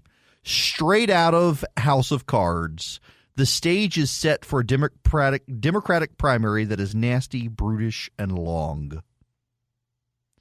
It's not just the chaos in Iowa or the newly bitter tone of the campaign in New Hampshire that's to blame for the angst gripping the Democratic Party in recent days. It's the realization that the primary on Tuesday may do nothing to resolve the discord. Joe Biden and Pete Buttigieg, two centrists who are newly mauling each other, will move on to Nevada and South Carolina. So will Bernie Sanders, the frontrunner in New Hampshire, and Elizabeth Warren. Following the Iowa caucuses, Amy Klobuchar sent staffers to New Hampshire and Nevada. The billionaires aren't going anywhere either. Mike Bloomberg will confront all the other candidates on Super Tuesday. Tom Steyer is polling well enough in South Carolina to dispute the race there. It's straight out of House of Cards or Veep, just the level of uncertainty, says Jay Sertikowski, a New Hampshire-based attorney and Democratic activist who co-chaired Martin O'Malley's 2016 presidential campaign.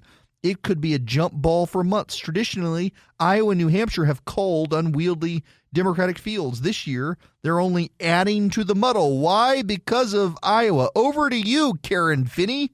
I actually think Senator Sanders will have a repeat of 2016 in which he, blew us out, as having worked on Hillary's campaign, blew us out of the water. I suspect he'll have the same as a, neighboring state senator. But, Jake, here, I just want to go back to something you were saying about what a bad week it was for Democrats. I actually think that what happened in the Iowa caucus is one of the best things that could have happened to this party. As someone who came into the DNC in 2005. Can't wait to hear this. Yes. In the aftermath, it's time Iowa is no longer the first. It's time we do away with caucuses. It's time we have a more diverse You disagree. early You're process. sitting next to a winner of the Iowa caucus. PTSD. Although, by the way, PTSD, Rick. No, I think we all realize that I was not the winner of the Iowa caucus. Because the winner of the Iowa caucus is the person who gets declared the winner at the caucus. Right. That's someone who gets declared the winner 16 days later isn't the winner of the Iowa caucus. Right. Because it doesn't matter. And I think that's the one thing the Democrats did right was not rush out and try to get this, try to get a decision out when they knew the numbers were bad. It's become a problem for them, and everyone's starting to realize it, and they're starting to reel from it. But on top of the reeling from the process, they're starting to, as I mentioned in the first hour, get concerned with Bernie Sanders, and they're starting to realize something else. The party has gone too far left. It's true. James Carville gave a interview to Vox.com last week, and Carville super unflattering. By the way, I know James and Mary, James Carville and Mary Matlin. In fact, I emailed Mary on Friday. It said, "Wow, James," and she emailed back. She says, "What did he do? I don't pay attention to what he says to those places." It's like I don't blame her, but Carville. It just exploded about the left-leaning lurch of the Democratic Party and that it is going to sabotage their chances of beating Donald Trump. And according to Carville, they got to do everything possible to stop Trump, and going the direction they're going with Bernie Sanders and the like is going to make it extremely difficult for them to be able to do. And even Pete Buttigieg is out there making this case. Yeah, I was a little surprised Friday night that you didn't take on the issue of socialism directly, given what President Trump is going to do with that. Are you concerned about that? Do you believe, and I asked Vice President Biden this question, do you believe that the Democrats can defeat Donald Trump if they have to defend socialism? I think it'll be a lot harder, but the bigger concern that I have is further dividing the country. When the campaign says that either you're for a revolution or you must be for the status quo, most of us don't see where we fit in that picture.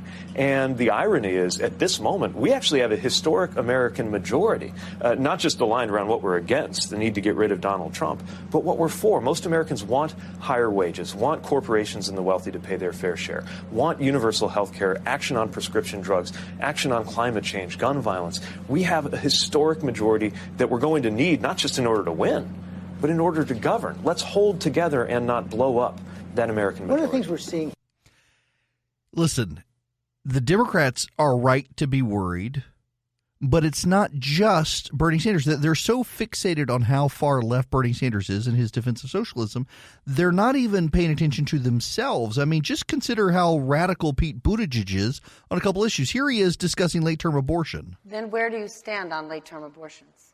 So, first of all, and I have explained this in places like Fox News, where folks aren't expected to be ready to hear it. But we got to recognize the situation that is going on when you have someone confronted with a choice about a late-term abortion. This is less than 1% of cases. And usually we're talking about cases where, by definition, if it's late-term, a parent, a family, a woman is expecting to carry a pregnancy to term and then gets devastating medical news.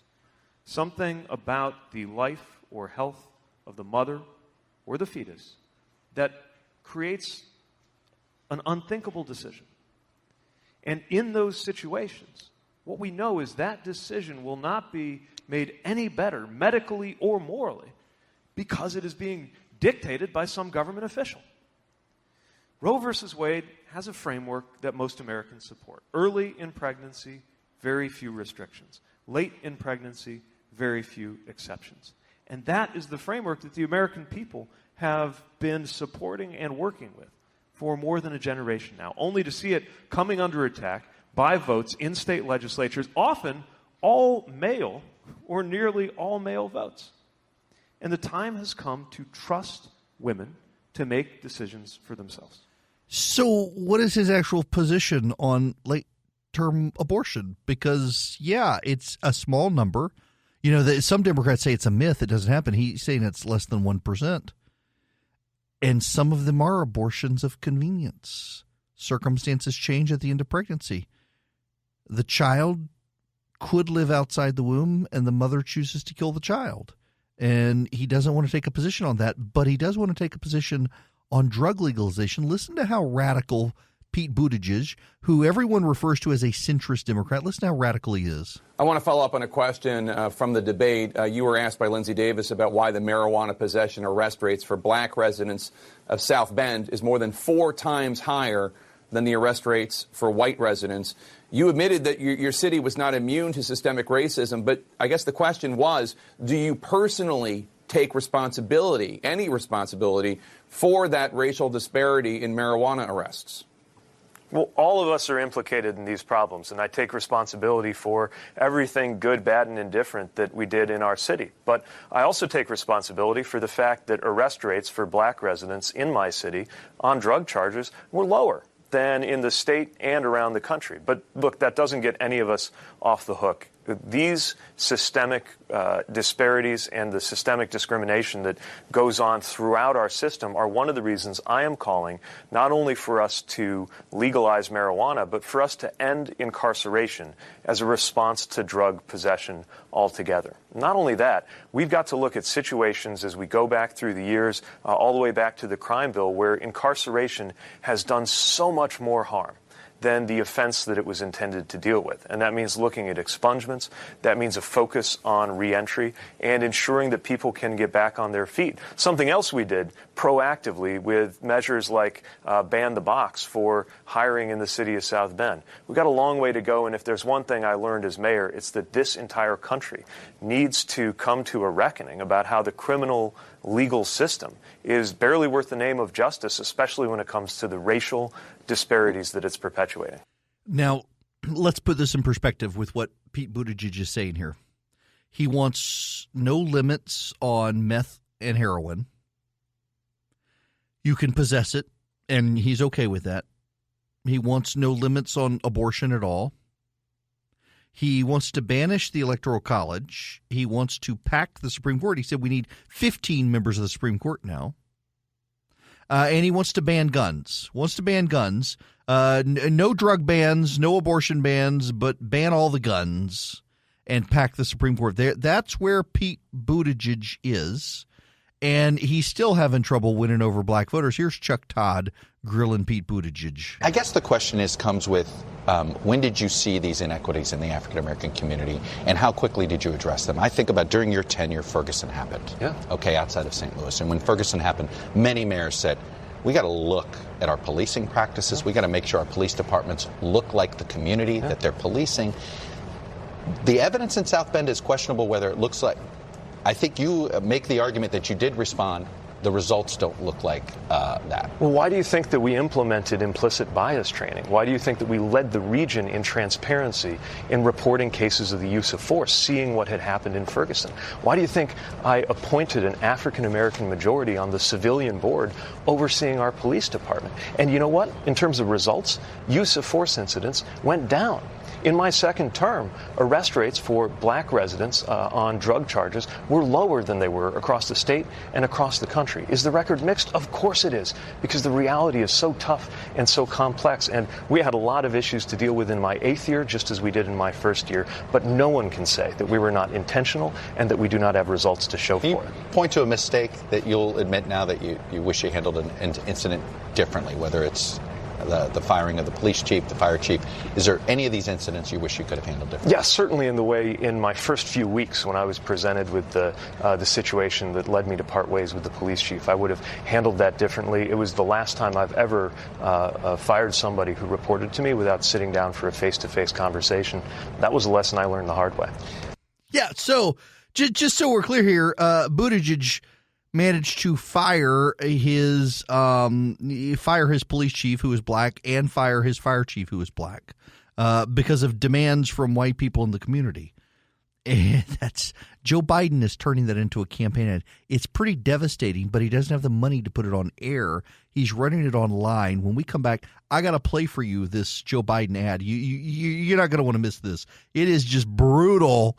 Too bad he didn't have the money to actually run it. The phone number, want to be a part of the program, 877-97-ERIC, 877-973-7425. I got to get to the Bloomberg, not the Bloomberg, the Biden attack on Buttigieg. Barack Obama called Joe Biden best vice president America's ever had. But Pete Buttigieg doesn't think much of the vice president's record. Let's compare. When President Obama called on him, Joe Biden helped lead the passage of the Affordable Care Act, which gave health care to 20 million people. And when parkgoers called on Pete Buttigieg, he installed decorative lights under bridges, giving citizens of South Bend colorfully illuminated rivers. Both Vice President Biden and former Mayor Buttigieg have taken on tough fights. Under threat of a nuclear Iran, Joe Biden helped to negotiate the Iran deal. And under threat of disappearing pets, Buttigieg negotiated lighter licensing regulations on pet chip scanners. We're electing a president. What you've done matters. Yeah, pretty brutal attack there. Now, the problem here, and there's a longer version of this. I gotta find the longer version of it to really put this in. Yes, here it is. This has got to be the most brutal campaign ad I have seen. It is, man, and there are some progressives out there who are eating Joe Biden alive for having the audacity to run this ad. They're really upset with him for doing it. They think it distracts. They think it's not nice. And they think that it is demeaning himself and Buttigieg along the way. Let me play the long form part of this ad because it's a minute 30. Yeah, I got time. Barack Obama called Joe Biden best vice president America's ever had. But Pete Buttigieg doesn't think much of the vice president's record. Let's compare. When President Obama called on him, Joe Biden helped lead the passage of the Affordable Care Act, which gave health care to 20 million people. And when parkgoers called on Pete Buttigieg, he installed decorative lights under bridges, giving citizens of South Bend colorfully illuminated rivers. Both Vice President Biden and former Mayor Buttigieg have taken on tough fights. Under threat of a nuclear Iran, Joe Biden helped to negotiate the Iran deal. And under threat of disappearing pets, Buttigieg negotiated lighter licensing regulations on pet chip scanners. Both Vice President Biden and former Mayor Pete have helped shape our economy. Joe Biden helped save the auto industry, which revitalized the economy of the Midwest, and led the passage and implementation of the Recovery Act, saving our economy from a depression.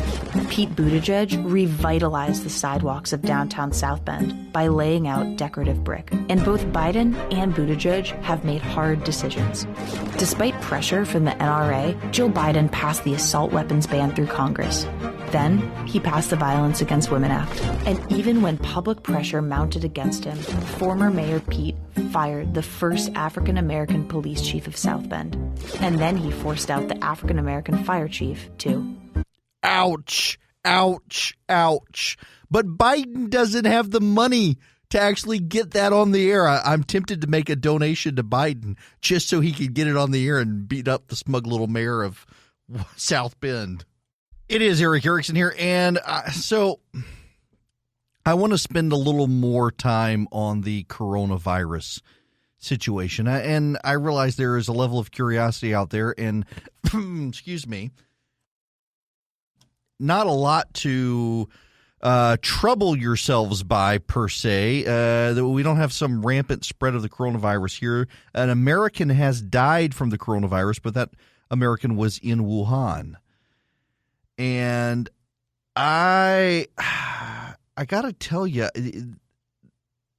Tom Cotton has speculated that perhaps this could have come from a weapons facility in Wuhan. It is Wuhan has the laboratory. that does experimental bioweapons testings. I'm trying to find yes. This is what I was looking for. This is Tom Cotton at a hearing last week. We now know that the first case manifested no later than December 1, even though China didn't reveal it to the WHO until a month later on December 31st, when they continued to hide it from their own citizens. And they continued to say that it had been contained inside Wuhan. Today, it is in every single province in China.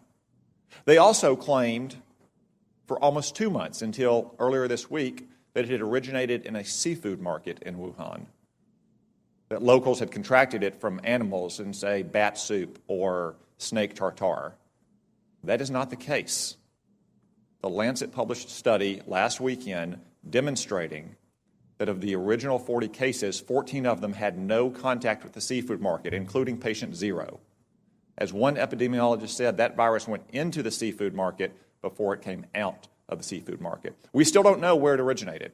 Could have been another seafood market. Could have been a farm. Could have been a food processing company.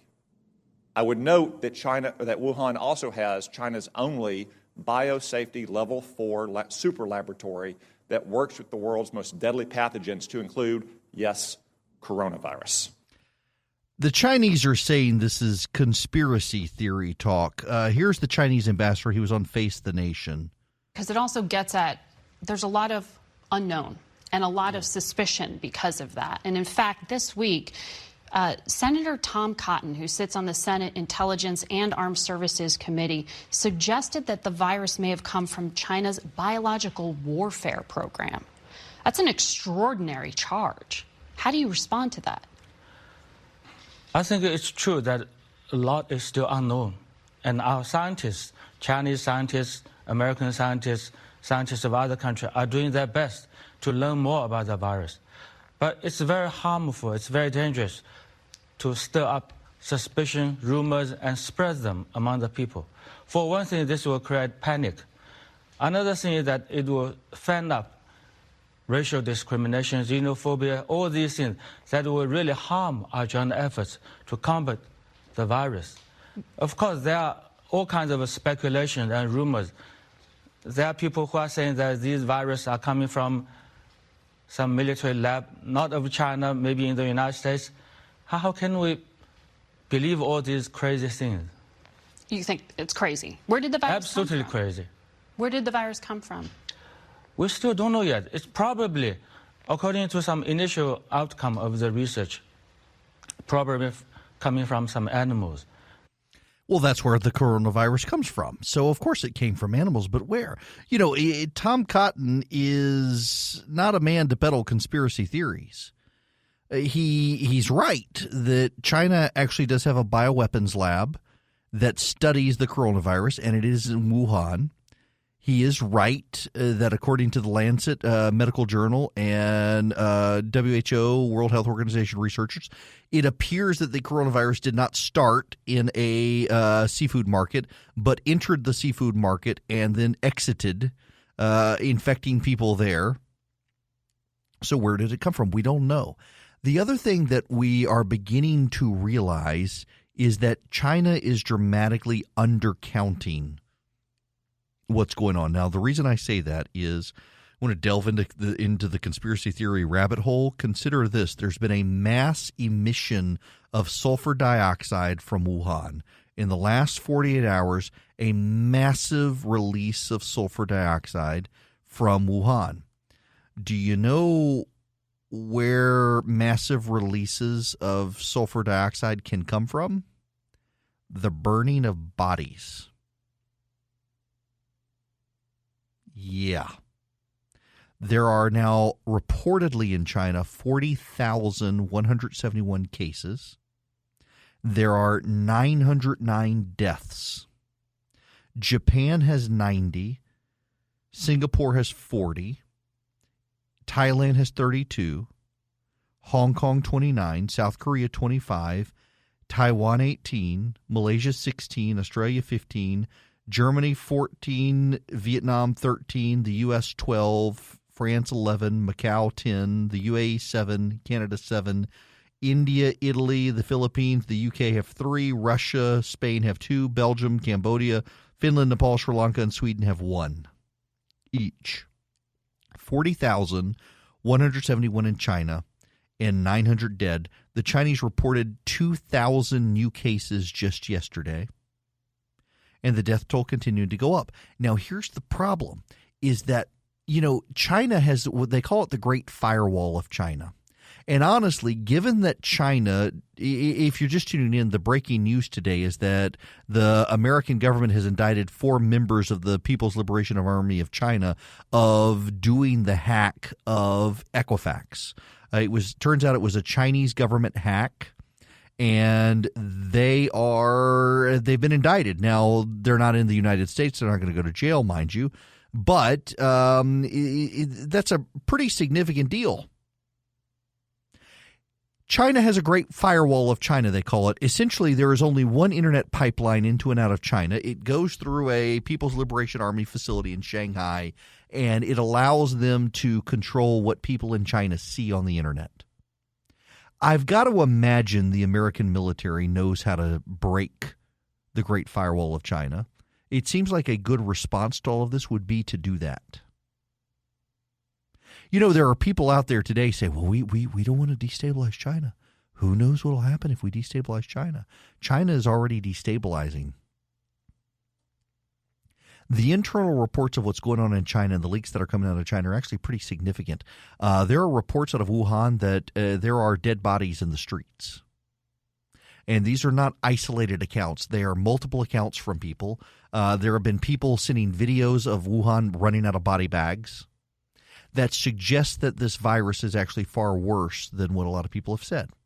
Now, these could all be pranksters. They could all be pranksters, but there are plenty enough people who are well connected enough in that area who can get reports out from those people that it appears actually that there is a there, that there is something seriously wrong there, and that the virus is spreading worse than people expected and is far deadlier than people expected.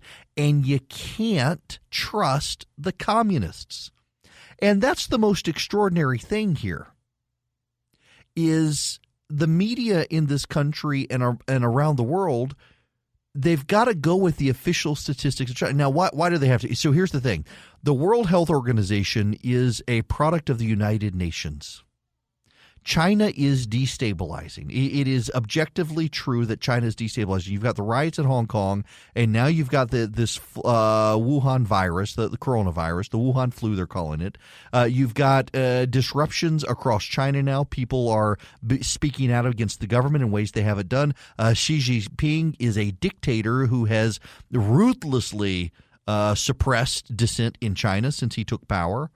And people are now starting to basically say that they don't care. And they're speaking out. That causes it to destabilize. The World Health Organization, being a product of the United Nations, is deeply invested in stability.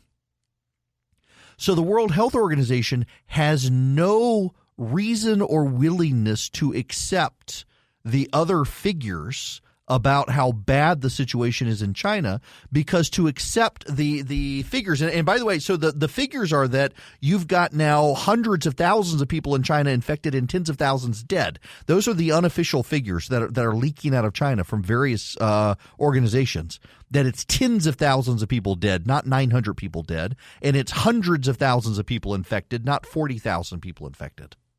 Also, by the way, you should know there's a report today from France or from the Netherlands. It appears someone was infected, healed, and then someone else got infected, even though that person was apparently healed.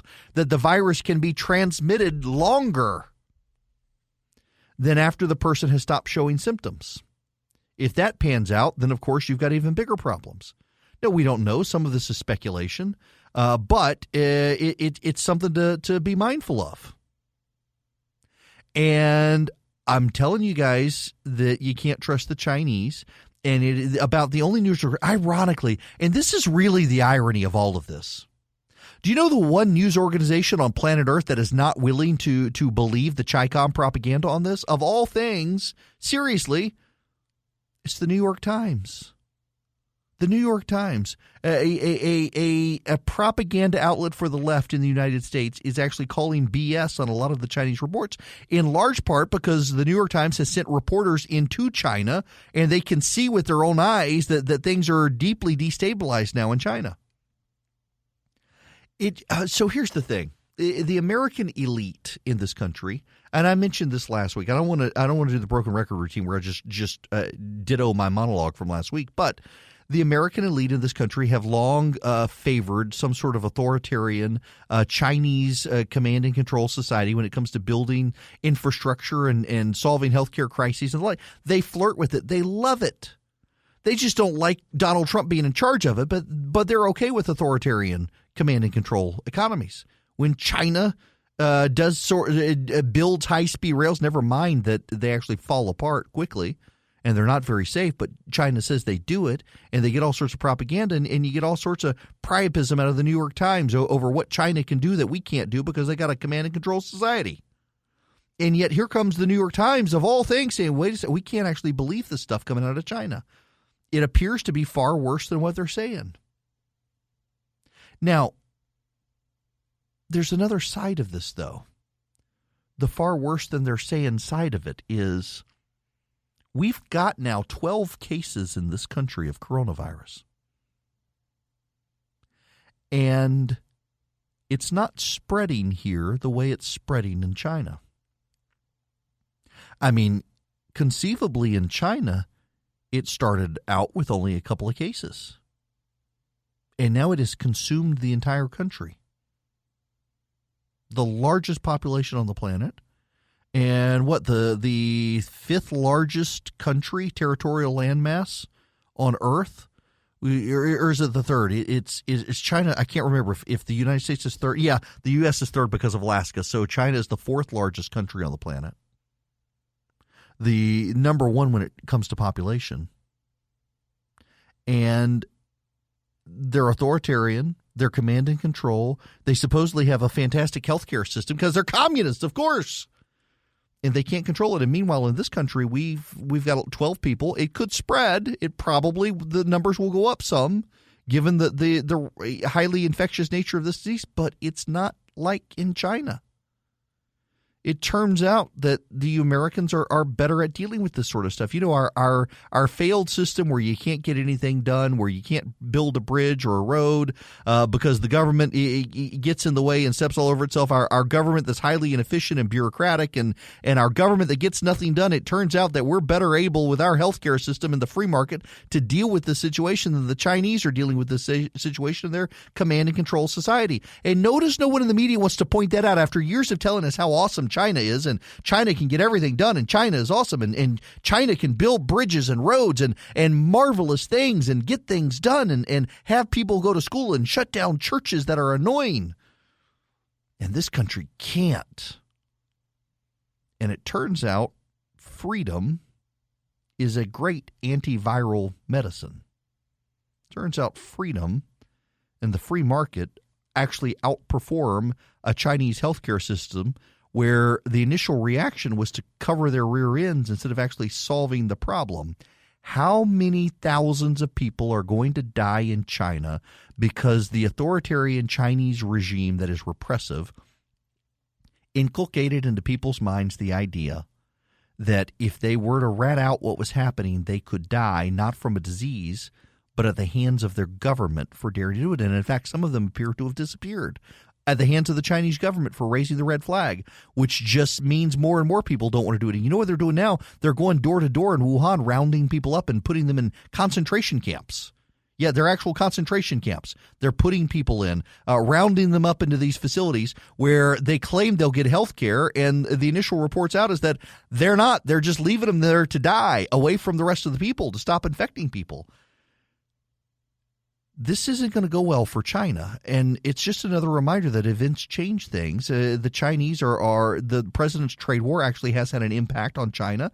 It actually has destabilized the Chinese economy, and now they've got this destabilizing the Chinese economy. The data point I gave you guys last Friday, it bears up. China is already 20% using 20% less oil this year than it used all of last year. that shows you the extent of just how bad the situation is over there.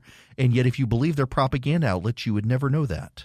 Did anybody keep up with the Academy Awards last night? You know, I used to. When I was a kid, occasionally we would come home from Dubai around the time that the Academy Awards were on. And my grandmother and I used to love to watch the Academy Awards together. And then when we moved back from Dubai, when I was in 10th grade, starting 10th grade, I would go over to my grandparents' house, and my grandmother and I would stay up and watch the Academy Awards. And honestly, the main reason both of us wanted to stay up and watch was the in memoriam section to chronicle who died last year. Half of them we didn't know, but occasionally there would be somebody like, oh, can't believe that guy died, or, oh, I thought that guy's been dead for a long time. Nope, turned out he died last year. I know, but still, and I haven't watched him in a while, and it is remarkable to watch a bunch of rich white folks stand on a stage and lecture all of us about the horrors of rich white folks. Brad Pitt, of course, making his John Bolton statement last night on stage. Who cares what Brad Pitt thinks about any of this stuff? And then you had apparently Joaquin Phoenix. I don't know if the guy was doing an act or if he was real. He was lamenting that we take milk from cows and use it to feed ourselves, that this is somehow bad. Using cow milk is bad, and taking the children of cows and eating the children of cows, those sweet little baby calves that you and I know as delicious feel, that somehow that was bad. And these are the same people who think it's okay to rip up a child in its mother's womb, tear it limb from limb, and harvest the parts for on the market with Planned Parenthood, and yet they're horrified that we may drink milk from a cow. Is it not? There really is a theological meta-commentary here that you could do, that the Hollywood elite, who don't really believe in God, are totally fine with ripping apart someone made in the image of the Almighty and are horrified at the idea of actually drinking milk from a cow. We have gone all the way back to paganism. I mean, what is old is new again. What is several thousand years old is new again. I mean, you got Planned Parenthood out there. They're like the priests of Moloch out there, sacrificing kids on the altar in the name of global warming. I did see a Babylon Bee story that I thought was very funny, that environmentalists are out licking doorknobs hoping to contract coronavirus to solve the world's population crisis. By the way, speaking of the coronavirus, one more thing.